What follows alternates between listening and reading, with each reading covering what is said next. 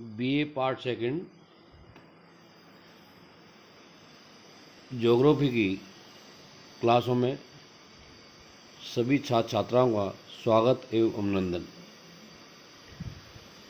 BA part second geography के अंतर्गत प्रथम पेपर के रूप में मानव एवं आर्थिक भूगोल को पढ़ाया जा रहा है या सिलेबस में है, जिसमें से प्रथम यूनिट के अंतर्गत एक महत्वपूर्ण टॉपिक है जनसंख्या, विश्व जनसंख्या वृद्धि, वितरण एवं उसकी समस्याएं।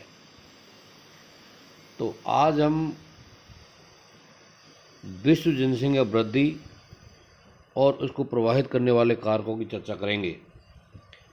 लेकिन उससे पहले जो चीज़ हम इसमें मुख्य रूप से देखेंगे वो है कि मानव का जन्म हमारी पृथ्वी पर लगभग कब हुआ और किस तरह धीरे धीरे जनसंख्या वृद्धि होती गई, और आज जो है जनसंख्या कितनी हो गई है या किस स्थिति में है, और उसके बाद जनसंख्या वितरण को प्रभावित करने वाले कारकों की चर्चा करेंगे।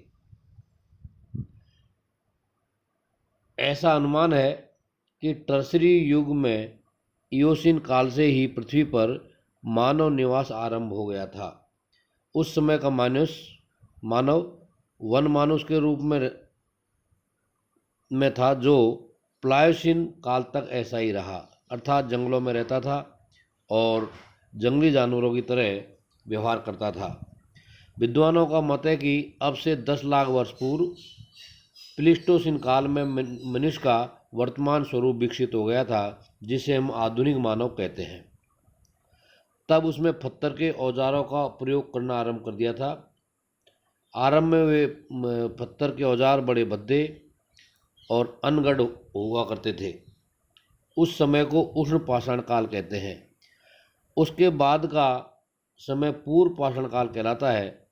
भारतवर्ष में पूर्व पाषाण काल अब से लगभग 9 से 10 लाख वर्ष पूर्व आरंभ हो गया था। उस प्राचीन समय में मनुष्य संसार के उपोष्णकटिबंधीय प्रदेशों में रहता था, जहाँ का वातावरण हितकर और सुविधाजनक था। जिन प्रदेशों की जलवायु उपोष्ण और शीतोष्ण थी तथा जहाँ घास के मैदान या खुले जंगल फैले हुए थे, वहाँ मनुष्यों ने आरंभिक रूप से निवास प्रारंभ कर दिए थे, यानी कि अपनी प्रारंभिक अवस्था में वो वहाँ पर रहा करते थे।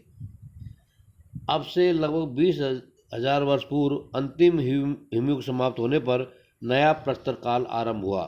तब मनुष्य ने पशुओं को पालना और खेती करना आरंभ किया। मिट्टी के बर्तन बनाना और शरीर ढकने के लिए वस्त्र बुनना भी आरंभ हुआ।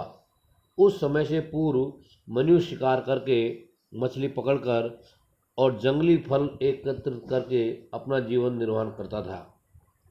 नए युग में खेती और पशुपालन आदि के कारण जनसंख्या कुछ सघन होने लगी, अर्थात जनसंख्या धीरे धीरे बढ़ने लगी।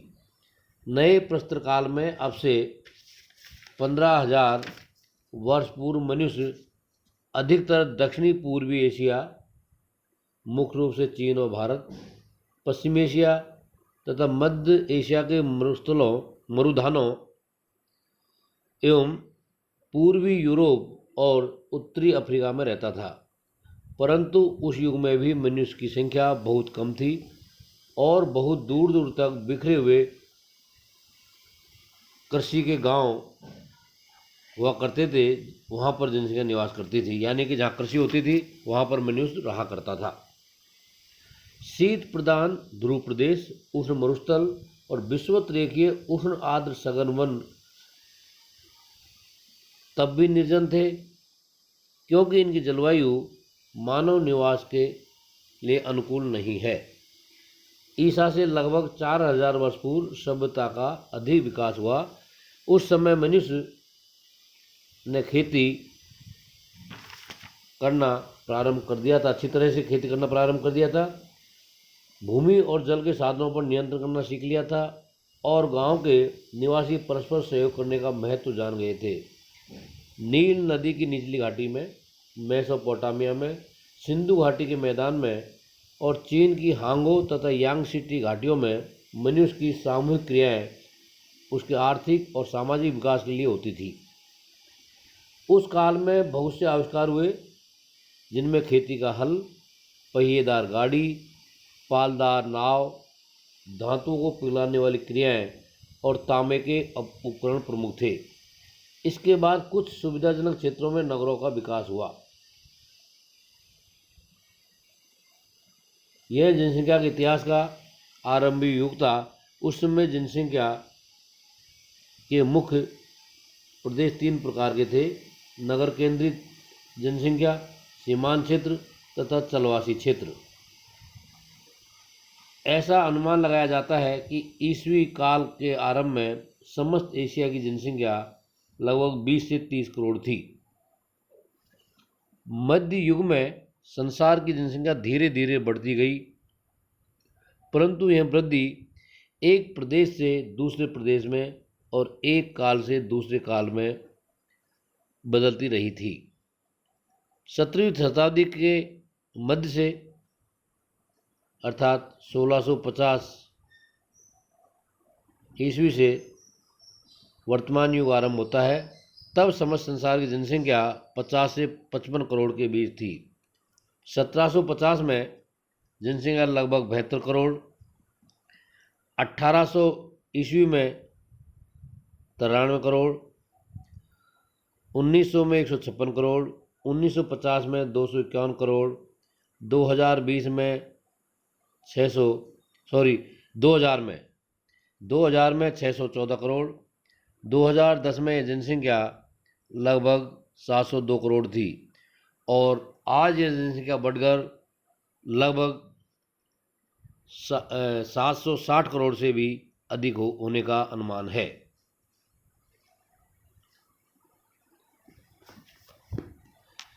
तो प्रारंभ से लेकर आज तक जनसंख्या किस तरह से बढ़ी, उसकी हमने एक संक्षिप्त जो है जानकारी आप लोगों तक पहुंचाई है।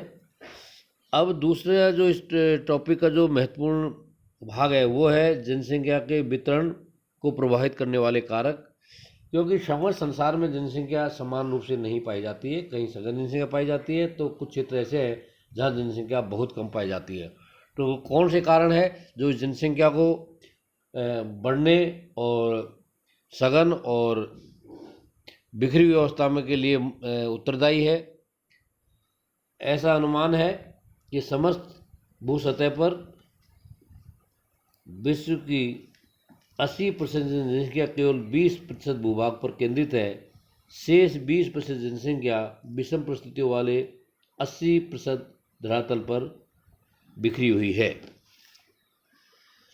जनसंख्या के वितरण को प्रभावित करने वाले कारकों को हम मोटे तौर पर 4 भागों में विभाजित कर सकते हैं: प्राकृतिक कारक, आर्थिक कारक, सामाजिक सांस्कृतिक कारक और चौथा है राजनीतिक कारक। सबसे पहले हम प्राकृतिक कारक या भौतिक कारकों को लेते हैं। भौतिक कारकों में जो मुख्य तत्व है वो है स्थिति यानी लोकेशन, नंबर 2 उच्चावच रिलीफ, तीसरा जलवायु यानी क्लाइमेट, चौथा जलापूर्ति वाटर सप्लाई तथा पांचवा है मिट्टियाँ अर्थात सॉइल। तो किस तरह से प्रभावित करते हैं? सबसे पहले हम स्थिति लेते हैं। जनसंख्या वितरण पर विश्व में विभिन्न क्षेत्रों में स्थिति का महत्वपूर्ण स्थान है, यानी कि लोकेशन का महत्वपूर्ण स्थान है। विश्व की अधिकतम जनसंख्या शीतोष्णकटिबंधीय प्रदेशों में निवास करती है। भूमध्य रेखीय एवं शीतोष्णकटिबंधीय क्षेत्र जनसंख्या वितरण पर विपरीत प्रभाव डालते हैं। इन भागों में स्थित देश नॉर्वे, स्वीडन, कनाडा का उत्तरी भाग, रूस के साइबेरिया के क्षेत्र, कांगो बेसिन, अमेजन बेसिन आदि क्षेत्रों में जनसंख्या का न्यूनतम वितरण पाया जाता है। विश्व की अधिकांश जनसंख्या समुद्र तटीय भागों में पाई जाती है। अतः जो देश समुद्र तटीय क्षेत्र के नज़दीक स्थित है वहाँ जनसंख्या का वितरण उच्चतम पाया जाता है। समुद्र तटीय भागों में अनुकूल जलवायु, परिवहन की सुविधा तथा खाद्यान्न हेतु मछली का उत्पादन आदि अनुकूल दशाएं पाई जाती है। अतः इसी कारण समुद्र तटीय भागों में स्थित क्षेत्रों में जैसे भारत के पश्चिमी एवं पूर्वी तटीय क्षेत्र, अमेरिका का दक्षिणी पूर्वी तटीय क्षेत्र, एशिया महाद्वीप के प्रशांत महासागरीय तटीय भाग में स्थित देशों आदि में सघन जनसंख्या पाई जाती है, जबकि महाद्वीपों के आंतरिक भाग में स्थित देशों में न्यूनतम जनसंख्या पाई जाती है। भौतिक कारकों में नंबर 2 पर है उच्चावच। भू सतह का 51% भाग मैदानी है। विश्व की अधिकांश जनसंख्या नदियों द्वारा निर्मित मैदानी भागों में निवास करती है, क्योंकि मैदानी भाग समतल होते हैं जहाँ कृषि, उद्योग, परिवहन आदि आर्थिक क्रियाओं का सघन जाल सा फैला हुआ है। मनुष्य के जीविकोपार्जन हेतु मैदानों में अनुकूल दशाएं पाई जाती है।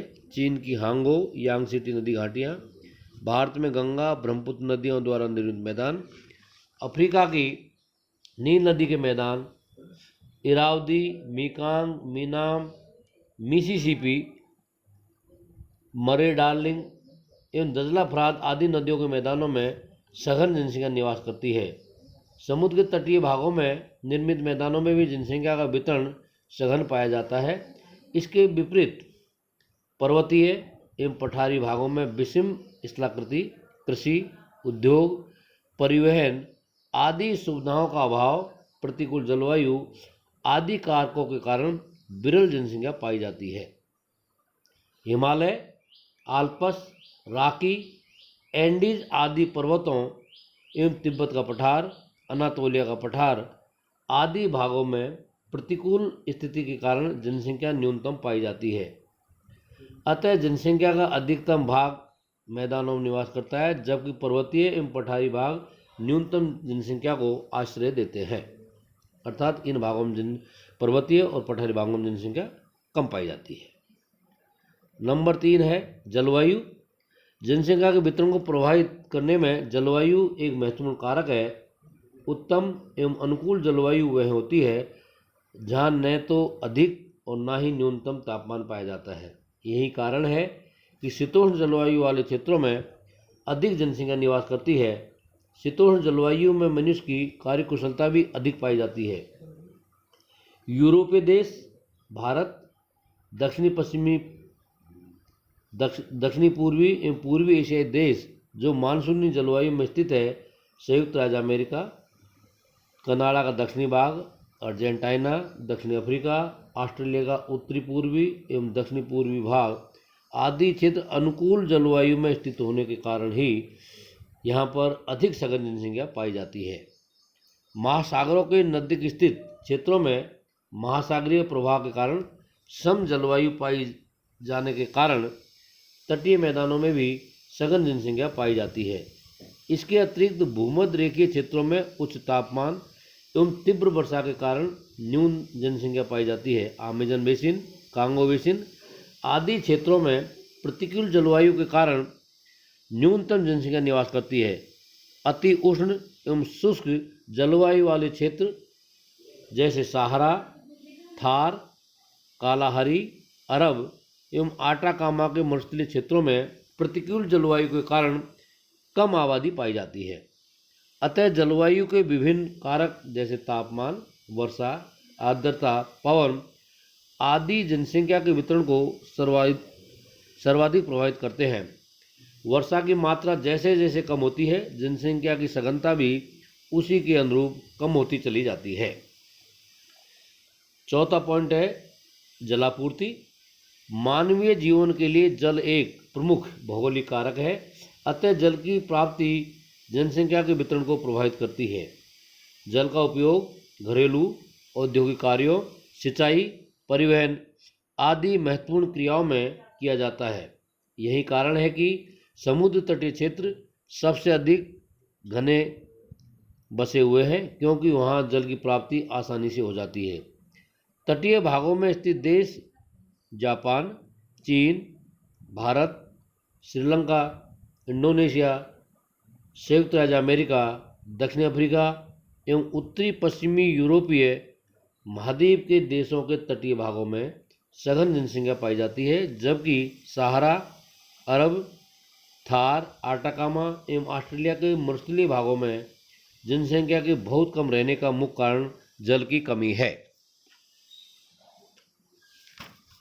भौतिक कारकों में 5वें नंबर पर मिट्टियाँ हैं। मनुष्य के जीवकोपार्जन एवं जीवित रहने का प्रमुख आधार भोजन है। शाकाहारी लोग तो 100% खाद्यान्न फसलों के उत्पादन पर निर्भर रहते हैं। उपजाऊ मृदा वाले समतल भागों में अति सघन जनसंख्या पाई जाती है। मनुष्य के भोजन के अतिरिक्त मिट्टी से पशुओं के लिए चारा उत्पादित होता है। अतः जनसंख्या प्रत्यक्ष एवं अप्रत्यक्ष रूप से मृदा संसाधन पर निर्भर है। उत्पादक मिट्टियों में विभिन्न फसलों का उत्पादन अधिक होता है। इसी कारण उपजाऊ मिट्टियों के क्षेत्र में सघन जनसंख्या पाई जाती है। चीन, भारत, बांग्लादेश, म्यांमार, संयुक्त राज्य अमेरिका, मिस्र आदि देशों की अधिकतम जनसंख्या नदियों द्वारा लाई गई जलोढ़ मिट्टी के मैदानों में निवास करती है। भारत में निर्मित मैदान में स्थित पश्चिम बंगाल में लगभग 904 व्यक्ति प्रति वर्ग किलोमीटर घनत्व पाया जाता है। इंडोनेशिया के जावा द्वीप में उपजाऊ लावा मिट्टी के कारण सघन जनसंख्या पाई जाती है। जनसंख्या के वितरण को जो प्रभावित करने वाले जो महत्वपूर्ण कारक है उनमें प्राकृतिक कारकों की चर्चा हमने कर ली। अब हम चर्चा करते हैं आर्थिक कारकों की। जिनमें आर्थिक कारकों में जो जनसंख्या को प्रभावित करते हैं उनमें खनिज संसाधन, शक्ति के साधन, यातायात एवं आर्थिक उन्नति प्रमुख है। तो इसमें सबसे पहले खनिज संसाधन। अन्य कारकों के जनसंख्या निवास के प्रतिकूल होते हुए भी यदि किसी स्थान पर खनिज संपदा पाई जाती है तो वहाँ औद्योगिक क्रियाओं के कारण एवं खनन कार्य के कारण सघन जनसंख्या पाई जा सकती है। खनन प्राप्ति क्षेत्रों में उद्योग की स्थापना के कारण मनुष्य को रोजगार प्राप्त हो जाते हैं। परिवहन संबंधी सुविधाएं मिल जाती है। इस कारण यूरोप में कोयला उत्पादक पेटी में स्थित देश जर्मनी, फ्रांस, ब्रिटेन तथा ऑस्ट्रेलिया के मरुस्थलीय भाग में स्थित कालगुरली एवं कुलगार्डी सोने की खानें, अरब मरुस्थलीय क्षेत्र पेट्रोलियम उत्पादक क्षेत्रों में, भारत के छोटा नागपुर पठार क्षेत्र में, रूस के पूर्वी एवं यूरोपीय महाद्वीप के क्षेत्र में खनन प्राप्ति के कारण ही अति सघन जनसंख्या निवास करती है। नंबर 2 पर है आर्थिक कारकों में शक्ति के साधन। विभिन्न औद्योगिक क्रियाओं एवं परिवहन साधनों के संचालन हेतु शक्ति के साधनों की प्राप्ति अति आवश्यक है। नॉर्वे, स्वीडन, फिनलैंड, स्विट्जरलैंड आदि देशों में विद्युत उत्पादन का जनसंख्या के निर्वहन क्षमता पर प्रभाव पड़ता है। पेट्रोलियम, गैस एवं जल विद्युत उत्पादन देशों में इसी कारण अन्य कारकों के जनसंख्या निवास के अनुकूल न होते हुए भी सघन जनसंख्या पाई जाती है। तीसरा है यातायात के साधन। परिवहन साधनों की सुविधा मानव के लिए एक प्रमुख कारक है। आवश्यक वस्तुओं जिनका उत्पादन अन्य क्षेत्रों में उत्पादित वस्तुओं का निर्यात करने तथा मनुष्य के विभिन्न स्थानों पर जाने हेतु परिवहन के साधन एक प्रमुख कारक है। यही कारण है कि समुद्र तटीय भागों में अधिक जनसंख्या पाए जाने का जो एक महत्वपूर्ण कारण है वह है परिवहन के साधन, तथा मैदानी भागों में भी परिवहन के साधन आसानी से विकसित हो जाते हैं।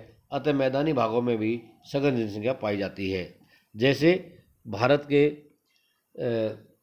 उत्तर प्रदेश, बिहार, पश्चिम बंगाल आदि राज्य। चौथा है आर्थिक उन्नति। आर्थिक दृष्टि से संपन्न देशों में जनसंख्या के भरण पोषण हेतु रोजगार, कृषि आदि कारकों की अनुकूलता पाई जाती है, जिसके कारण वहाँ भुखमरी एवं बेरोजगारी की समस्याएं नहीं पाई जाती है। अतः ऐसे भागों में जनसंख्या सघन रूप में मिलती है। संयुक्त राज्य अमेरिका, जर्मनी, कनाडा, चीन, जापान, अर्जेंटीना, फ्रांस, ब्रिटेन आदि देशों की आर्थिक स्थिति उन्नत होने के कारण ही यहाँ सघन जनसंख्या निवास करती है, जबकि आर्थिक दृष्टि से कमजोर देशों जैसे अफ्रीका महाद्वीप के देशों में न्यूनतम जनसंख्या निवास करती है। आर्थिक दृष्टि से संपन्न देशों की स्थिति भी उन्नत पाई जाती है, जिसके कारण नए यंत्रों, परिवहन के साधनों एवं विभिन्न नई मशीनों का निर्माण होता रहता है। अतः इस कारण भी यह जनसंख्या अधिक पाई जाती है। तीसरा जो महत्वपूर्ण कारण है वह है सामाजिक एवं सांस्कृतिक कारक। समाज एक प्रमुख संगठन है जिसके बिना मनुष्य नहीं रह सकता। सामाजिक रीति रिवाज, विभिन्न धर्म एवं धार्मिक विश्वास, विभिन्न लोगों का जीवन के प्रति दृष्टिकोण आदि कारक जनसंख्या वितरण को प्रभावित करते हैं। धार्मिक विश्वास एवं भाग्यवादिता के कारण ही एशिया के दक्षिणी पूर्वी भागों में स्थित देशों में तीव्र जनसंख्या वृद्धि पाई जाती है। परिवार नियोजन क्रियाओं के प्रति ये लोग ज़्यादा ध्यान नहीं देते हैं। चीन में पूर्वजों की कब्र की पूजने की प्रथा के कारण लोग इन्हें छोड़कर नहीं जाते, जिस कारण वहाँ जनसंख्या अधिक पाई जाती है। चौथा जो महत्वपूर्ण कारण है वो है राजनीतिक कारक। शांति, सुरक्षा, देश की जनसंख्या के प्रति नीति आदि कारक जनसंख्या के वितरण को प्रभावित करते हैं। ऑस्ट्रेलिया, कनाडा व दक्षिणी अफ्रीकी देशों की श्वेत नीति के कारण वहाँ जनसंख्या न्यून पाई जाती है। इजराइल, फिलिस्तीन, भारत के जम्मू कश्मीर एवं नागालैंड, आसाम राज्यों आदि में आतंककारी क्रियाओं ने जनसंख्या वृद्धि पर विपरीत प्रभाव डाला है। सुरक्षित एवं शांत क्षेत्रों में जनसंख्या अधिक निवास करती है। अफगानिस्तान में भी राजनीतिक स्थिरता के कारण जनसंख्या कम पाई जा रही है। तो इस प्रकार से हमने जो गहनता से इसको पढ़ा, देखा कि जनसंख्या किस तरह प्रभावित होती है, क्योंकि हमने देखा कि जनसंख्या पूरे वर्ल्ड में समान नहीं पाई जाती है। तो जनसंख्या कम और ज़्यादा क्यों पाई जाती है, इसके कारणों पर हमने विशेष चर्चा की है। अगली क्लास के अंतर्गत हम विश्व जनसंख्या वितरण की चर्चा करेंगे। सभी छात्र छात्राओं से अनुरोध है कि वो रेगुलर इन ऑनलाइन क्लासों में को पढ़ते रहें और मार्गदर्शन लेकर के 2021 में आगामी सत्र में जो एग्ज़ाम होने वाली है उसमें जो है अपनी तैयारी रखें, क्योंकि वर्तमान समय विश्व कोरोना महामारी का चल रहा है। इसमें फ़िलहाल कुछ भी स्थिति स्पष्ट नहीं है कि आने वाले समय में क्या होने वाला है, लेकिन सरकार के बेहतर प्रयासों और लोगों की सूझबूझ के कारण आने वाले समय में बहुत जल्द इस पर काबू पा लिया जाएगा और हमारे देश की व्यवस्था है पुनः पटरी पर लौटेगी और सभी सरकारी संस्थान खुलेंगे, महाविद्यालय और शिक्षण संस्थाएं खुलेंगे और पुनः पढ़ाई शुरू हो पाएगी। लेकिन जब तक विद्यालय और महाविद्यालय या शिक्षण संस्थान नहीं खुलते हैं तब तक सभी विद्यार्थी जो महाविद्यालय स्तर पर जो ऑनलाइन क्लासेस चलाई जा रही है और जो PDF के माध्यम से नोट्स उपलब्ध कराए जा रहे हैं उनके माध्यम से अपनी पढ़ाई जारी रखें। धन्यवाद।